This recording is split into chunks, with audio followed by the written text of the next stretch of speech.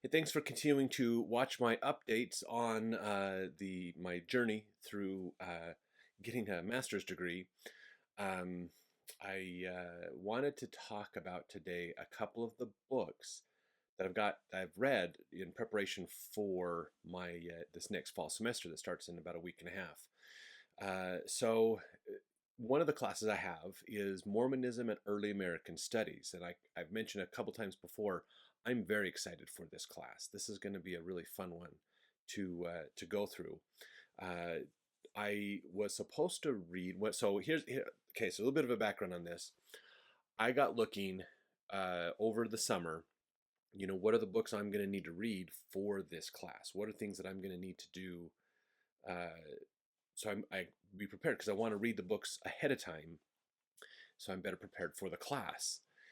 So there were 5 books I had to read, and I'm like, oh man, I got a lot of reading to do. I better get going. And I looked again just recently to confirm that I had the right books, and there's only 3. One of the extra books that I ended up reading was called American Zion. I still think it's a great book, and that we should read this one. I think it fits well with the with what this class is probably going to talk about. Um, American Zion by Benjamin Park is a really good book.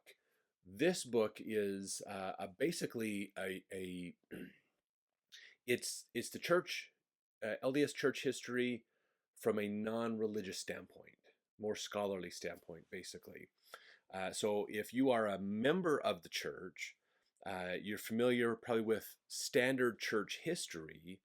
Like if you've read either B.H. Roberts' versions of it, the Comprehensive History of the Church, or you've read The Saints, which is the more updated, newer version of the church's history. If you've read those books, you will like American Zion. It's basically the same thing, but with a different perspective. So let me talk about this for just a second. Uh, and this is where a lot of people get mad at the LDS Church because they believe that the LDS Church is presenting a certain type of perspective. And they think that by presenting a certain type of perspective, they're not telling the whole truth. And that's not completely accurate. Okay, so let me talk about a concept that I'm learning about more as I study history and scholarship. There is a concept called hermeneutics. Whether you call it hermeneutics or hermeneutics, however you phrase it, to help you to understand, it's fine. The term hermeneutics basically talks about what perspective or what kind of a lens are you using to look at the data. So when you look at history, there's going to be the data. There's what happened in history. And then there's the perspective that you want to take when looking at the data. So that's like having rose-colored glasses to look at things. Sometimes we hear that phrase, "Oh, she's looking at life through rose-colored glasses." That means that person is taking a different perspective than everybody else on life. That is hermeneutics. Okay, so hermeneutics is studying something with a specific perspective in mind. So if you go to church history and are looking for problems in the church, you're doing a hermeneutics of problems and errors in church history. You're going to find them. There's plenty of them. If you look at church history from a standpoint of how can I build my faith in the church, then that's a hermeneutics, and you're going to study it looking for ways that build your stories and things that build your faith. So if you look in the Doctrine and Covenants, I can't remember off the top of my head which section it is. If you know which section, feel free to put it in the comments.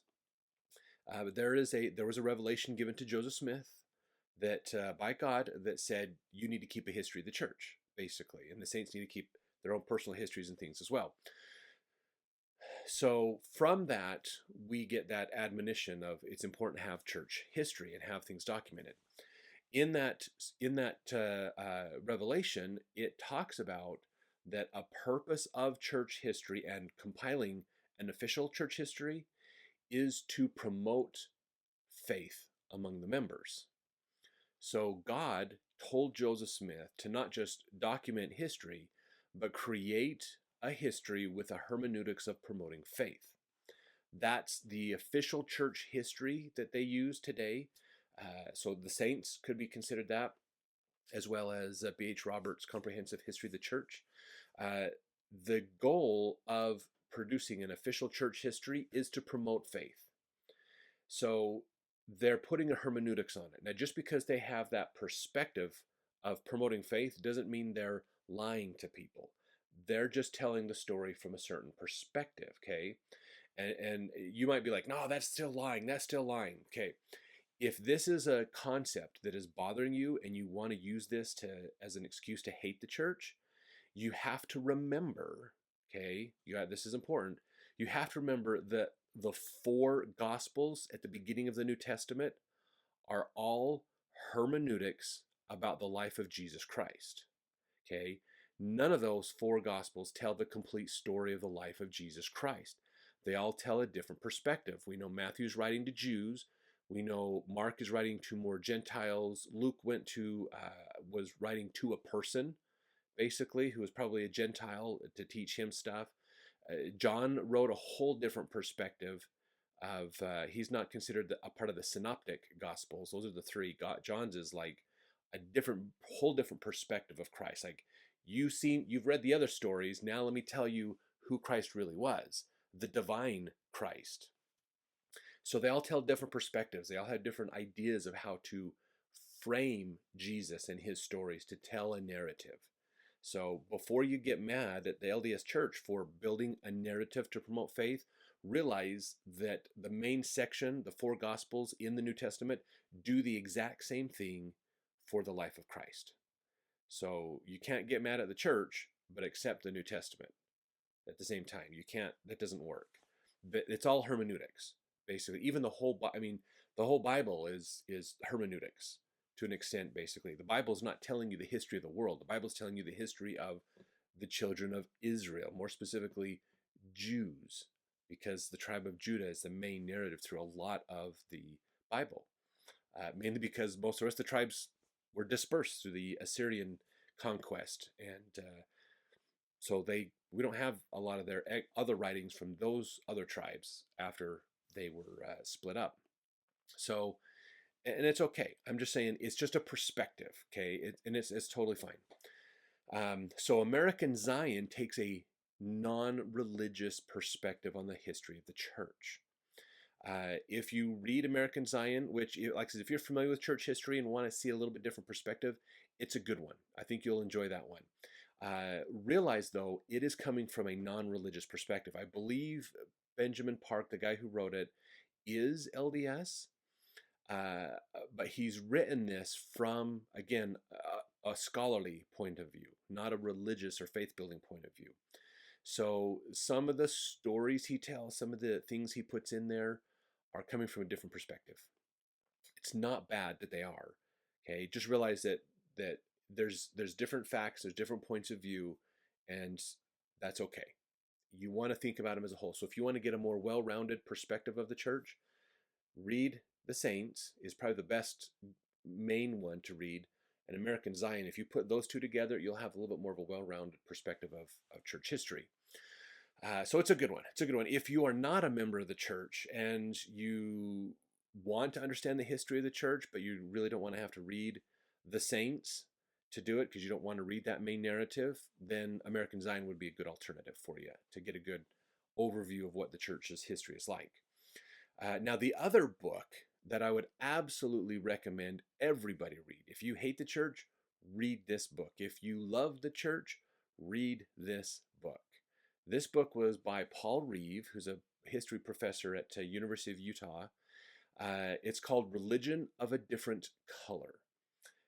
This is a really good book. He presented a perspective of church history that I'd never seen before. And it was really refreshing, really great read. So when you think of church history, okay, you think of there's the narrative of the saints and what they were experiencing as the church grew, beginning, of course, around the time of Joseph Smith's first vision and moving forward from there. So we see that narrative of what happened to the saints, to the Mormons. That's the church's main narrative. Like in their volume series, The Saints, or in the Comprehensive History of the Church from B.H. Roberts, or even American Zion. It's about what was the saints' experience through history.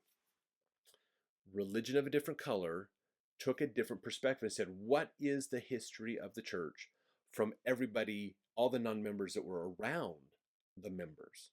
So what does the church, what is the perspective of the church from all the people who weren't members during the same time frame, basically? And that's basically the perspective that Paul Reeve takes. He puts an emphasis in there on this, understand the church through racism, and it's fascinating, absolutely fascinating book. I had no idea that the church was this way. If you are a member of the church, technically, but you have a problem with church history because you think Joseph Smith was lying, or you think they were falsifying stuff, or other things like that, absolutely read Paul Reeves' book. Absolutely read it. It's going to give you a whole different perspective of the challenges that the church faced. And from talking, and Paul's using references from the people who didn't like the church, who weren't members, basically. So the long and short of it is, and I hope you read the book.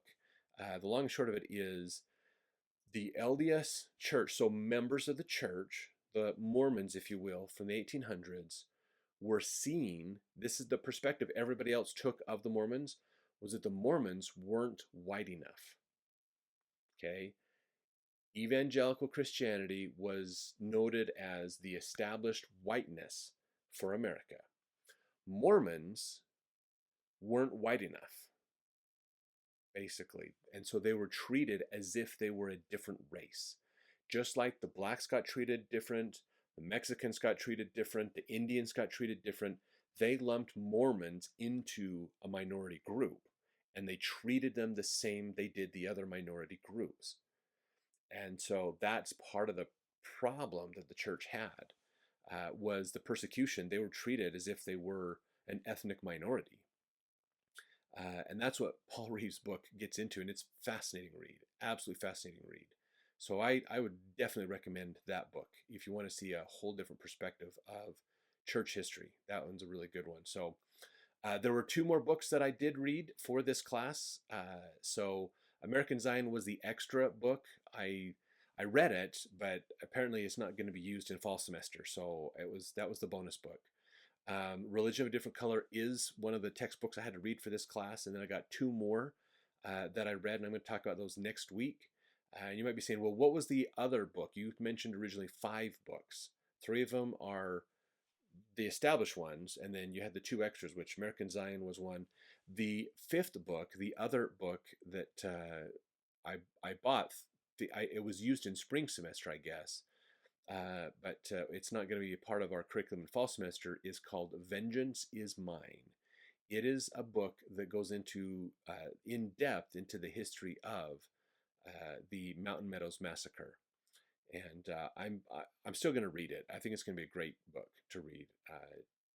LDS history perspectives are fun to get into and fun to read, so I'm going to read those as well. Also, just in by way of, since we're talking about these, let me find, there was another book I read on church history that was really good. If you want to get into understanding church history, again, from just a different perspective, there's another one that I read. Maybe it wasn't, I thought it was on my Kindle app. Oh yeah, there it is right there. This book, and I think this would be a great one for this Mormonism and Early American History class. So if any of you know the professors up at the college to do that, this is a recommendation for them. I might recommend this to them when I get into the class. The Politics of American Religious Identity. The Seating of Senator Reed Smoot, Mormon Apostle. This is by Kathleen Flake. I thought it was a great book. Maybe it's not as scholarly or as accurate as others are. I don't know. But I think that is a great book. She goes into the whole idea of what was the debate around Reed Smoot. So Reed Smoot was an LDS apostle, the first LDS, really the first LDS member called to Congress, if I remember right. And he was an apostle at the time too. He was allowed to maintain his apostleship and be a member of Congress. But nobody in Congress wanted to seat a Mormon. They didn't want a Mormon in there. And so there was a multi-year debate into where do we seat him. So when somebody gets elected, they're elected. Their state elects a member to go to the House of Representatives or to the Senate. Okay, those are the two parts of Congress. But then they have to go through a process of being seated, which is being when they are accepted by the the rest of the politicians. So Reed Smoot got elected. He was an elected official from the state of Utah, but he was not accepted into Congress. And so they're turned into lawsuits and a huge investigation and a big debate. Joseph Fielding Smith himself spent several days on the witness stand being interviewed about polygamy and other things. So it's a fascinating read to get into. So if you want some other reading into LDS history, that one's a really fun one to read. I learned a lot about church history from that one. And perspectives of how the people looked at the church. So next week I'll do the other two books. I'm not gonna. I kind of want to leave that cliffhanger there so you can come back next week. But I'll go over the other two books that I read for the Mormonism class next week, and then we're going to be getting started the week after that into school again, fall semester. So I'll start talking about my classes and things and get into those. I have so my master's level class is a religious studies program, and it's 12 books. So I'm going to be reviewing each one of those books every week as we read them in the class, basically. So I've got 12 more books to talk about after the two next week, and so I'm going to get started on those two to tell you about them and our discussions on them and things, as well as get through the rest of our classes. So we'll look forward to working with you more and see you next week.